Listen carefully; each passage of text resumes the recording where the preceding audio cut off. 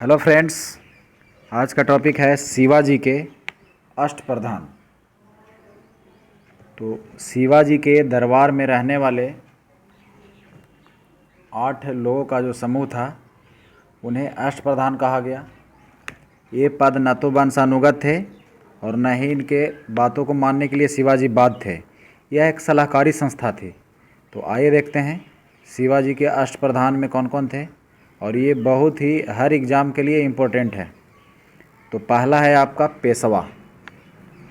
तो पेशवा या प्रधानमंत्री, पेशवा अष्टप्रधान का प्रमुख था जो समस्त प्रशासन का निरीक्षण करता था, और यह नागरिक और सैन्य मामलों का भी सर्वोच्च अधिकारी था।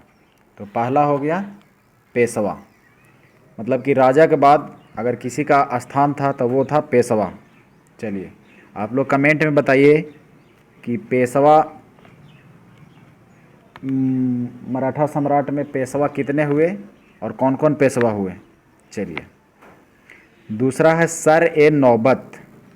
तो सर ए नौबत शिवाजी के दरबार में सेनापति था। सर ए नौबत सेनापति था, ये सेना का प्रधान था। तो सर ए नौबत यानी सेनापति। चलिए तीसरा है अमात्य। अमात्य को मजूमदार भी कहा जाता था।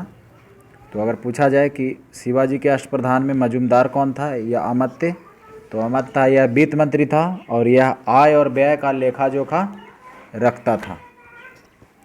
चौथा है सुरुनवीस। तो सुरुनवीस या इसी को चिटनीस भी बोलते हैं। सुरुनवीस या चिटनीस ये राजकीय पत्रों को पढ़कर उसकी भाषा शैली को देखता था। चलिए पांचवा है वाक्यानवीस। वाक्यानवीस ये मंत्री था।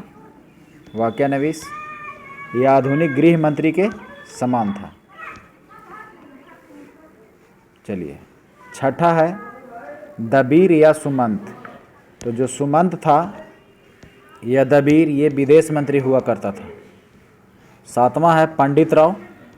तो पंडित राव आप नाम से ही समझ सकते हैं, धर्म एवं दान विभाग का प्रधान था पंडित राव। और आठवां था न्यायाधीश, जो न्याय विभाग का प्रधान था। और इन आठों के माने नहीं तो ये वंशानुगत था और न ही इनकी बातों को मानने के लिए शिवाजी बाध्य थे।